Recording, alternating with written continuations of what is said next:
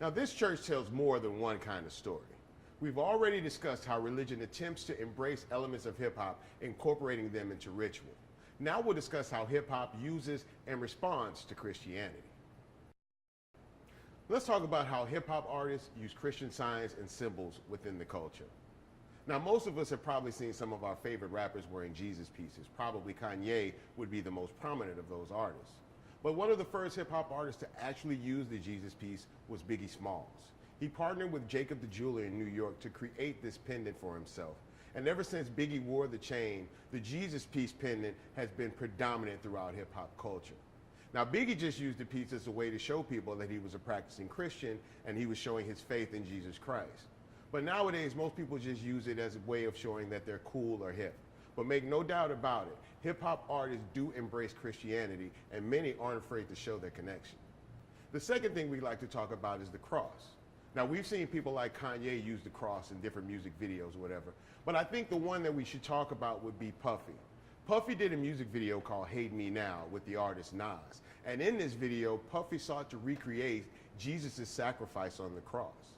He actually had himself dressed as Jesus with the cross to bear as well. The video actually shows Puffy as Christ being led to the point of crucifixion.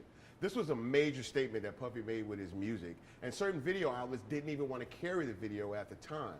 Some people felt it was too religious, if that's something that you could actually be. But make no mistake, Puffy was not afraid to show his Christianity through his music, and specifically through his music videos. Now, over the last few years, we've seen hip-hop go from not only embracing Christianity, but to actually have their own hip-hop churches. One of the most prominent of these was run by Kurtis Blow. Now, for those of you that may be a little bit on the young side, Kurtis Blow is one of the original rap stars in America. Kurtis Blow was not only the first commercially successful rapper, he actually was the first rapper to have a rap record go gold in America. But as strong as his calling was to hip-hop, in 2009, he recognized an even stronger calling to him from Christianity, and he became an ordained minister. He opened up his hip-hop church in 2009, and he continues to teach ministry classes at Nyack College. When asked about this, Kurtis Blow was quoted as saying, "God has always been here, but people have gone from God to other places. Hopefully, hip-hop can help bring people back to God in the church."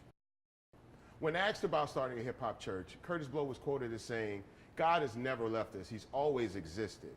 It's just that people have seemed to gone away from the church and from God. Hopefully, hip-hop can bring people back not only to the church, but to God as well."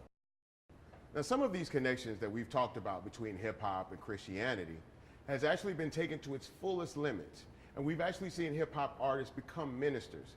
Now, we've talked about how Kurtis Blow became a minister, but Kurtis Blow may be looked at as somewhat of an older artist. There's newer representations of hip-hop and Christianity coming together. One of the most prominent would be the artist Mase. Mase was a very successful rap artist signed to Bad Bar Records and had very big hit records known all around the world. But at a certain point, Mase got confused about his place in life and decided to give his life to Christ. He became a minister and opened up a church in Atlanta with his wife that became very successful. Mase became a very well-known and recognized pastor, not only in the hip-hop community, but also in Christianity. And while Mase may not still have this church, you can't deny his need to go out and express his Christianity.